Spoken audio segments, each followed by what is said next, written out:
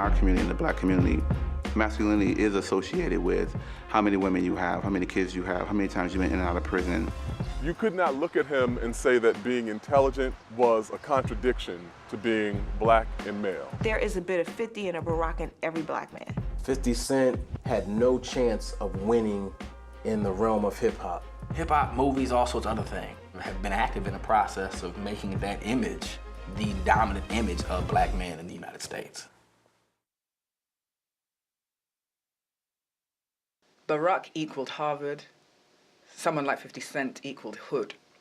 Hood equaled virility. Harvard equaled impotence. And it made me think about the way manhood had evolved in terms of blackness over a period of time and how dangerous it had become. Gangster rap had begun to shape the definition of black manhood to the degree that it made, certainly I think, middle-class men lose their place in manhood in the eyes of women. Not in a real sense, but in terms of the media image. Because everywhere you went, the image of manhood in every form of creative media came out of that 50 Cent mold. If it wasn't thugged out, then it wasn't manhood. And for too many of young boys, both here in the US and certainly in London, there aren't those male figures, so then all they have to define manhood is what comes out of the small screen or what comes out of a magazine or what comes out of a hip-hop video. The beauty of the presence and the emergence of Barack Obama isn't Barack Obama, it's Michelle Obama. Because in Michelle, for black women, there was an affirmation of their strength could still find them a great guy. We as white men who very seldom have any real relationships with anybody who's not white, particularly black men, right, believe that black men are what we see in the movies. We believe black men are 50 Cent. 50 Cent is a man who controls people by fear. This is a man that we are all supposed to be afraid of. 50 Cent will come up in here and shoot all of us, take all the valuables in the house, take whatever money we have on us, credit cards, cell phones, all of that, right? This is how 50 Cent makes his living. Black gangster masculinity does the work of white supremacist patriarchal capitalism. All it requires in order for you to be promised that you'll get rich is that you're willing to verbally commit black on black murder, control black female bodies, all in the name of getting paid. The black gangster masculine figure employs the exact same logic as the people who started the slave trade. I think 50 Cent represents a brand of black masculinity that dates back to the old post-slavery era. During the slavery era, you know, the stereotypes of black men were that we were happy-go-lucky, mostly lazy individuals who really needed the benign tutelage of the slave institution. After slavery, in order to justify the physical violence that would be required to prevent us from exercising our rights, that stereotype changed into the lawless, dangerous buck. That was the idea that was placed on black men. It was almost like a template that they shaded in and said, this is what black men will be now.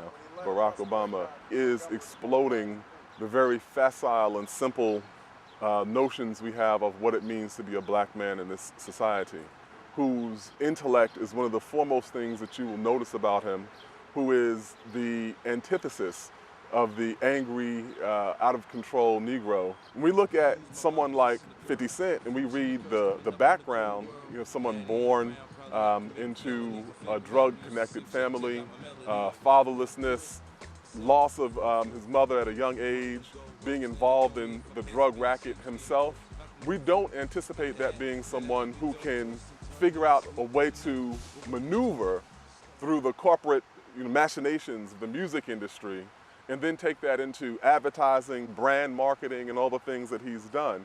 And so it's almost a kind of underdog vitality that you see in both of them, because neither of them, by any reasonable stretch, is supposed to be in the position that they're in now. Barack Obama has what Duke Ellington has. This elegance that almost in a ninja-type way avoids ugliness with style. When he puts his hand in his pockets and rolls up his sleeves, he still looks fresh. He looks like he has on a crisp shirt every time. His athleticism is important, and it makes you feel like he's fit and ready. There are so many black men that get up and put on a tie and go to work, and then on Saturday or at the club, they're more like 50.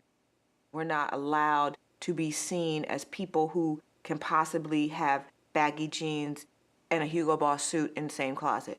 50 got something else, and he represents those dudes. In our community, in the black community, masculinity is associated with how many women you have, how many kids you have, how many times you've been in and out of prison, how much weight have you sold. And there's always a negative connotation when it relates to masculinity. There's nothing positive. A lot of my friends, who are same gender loving, they first and foremost said, well, Barack Obama doesn't speak for me, regardless of him being a man or, a black man, because they don't feel that he knows the experience of that of being same gender loving. But my concern and question was, well, he's first and foremost a black man in America, and that is what you are. So when people see you, they don't see gay, they see a black man. People should be treated equally on the basis of race. They should be treated equally on the basis of gender. And they should be treated equally on the basis of sexual orientation. It shows his intelligence. It shows his reverence for tolerance, understanding, and also equality. All those things play a part of what someone is as a man as far as it relates to their masculinity. Power in America has always been about aggressiveness, what you can take, what you can control. As long as we survive, the survival of the fittest, that's American manhood, manifest destiny. That's what American manhood is. If we define manhood in America as dominating, as being in control, as having power, as taking over, then Barack Obama to some people is becoming successful using that context. But some people may not even agree that that is manhood, period. Barack Obama comes from a different class, a different cultural upbringing than 50 does. He had different things available to him and resources available to him that 50 did not have available to him. To me, if Barack Obama was being a real man, he would continue to maintain who he is. He would continue to love his family. He would continue to hit the fist with Michelle Obama, because that's something that they do. He would represent his community, who he is, his ideals, what he feels for real. And he would use his power and resource to take care of the world. And that's what men do.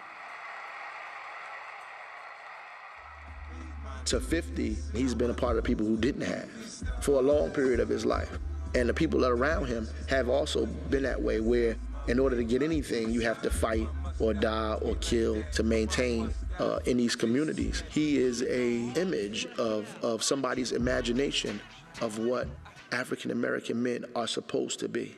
So 50 is probably a whole bunch of different things. I know black men for real. I don't just know them through the movies or through a rap tape. And I know these men to cry, to love their families, to want to be successful, to be afraid, to have every human emotion possible, and to be weak and vulnerable, but at the same time to be dangerous and strong. I know these type of brothers, and I know 50 is that kind of guy, and I know 50 has to do the things that he thinks he has to do in order to be successful. The problem is 50 can only be rich and be successful as long as he represents that part of what a man is. As stark a contrast as you find between Barack Obama and 50 Cent in terms of their personalities, in terms of what they present about black manhood and black masculinity, there is a commonality. These are black men who are playing in a game that was not designed for them. And they are playing in a way that has allowed them to be successful against great odds. 50 Cent, the ultimate gangster. Recognized George Bush as gangster, game recognized game. If you have the ultimate thug, calling the president of the most powerful nation in the world gangster due to his behavior in office, right, of all places, I think it becomes very clear that there are some real strong parallels between this black thug masculinity and what successful white masculinity is.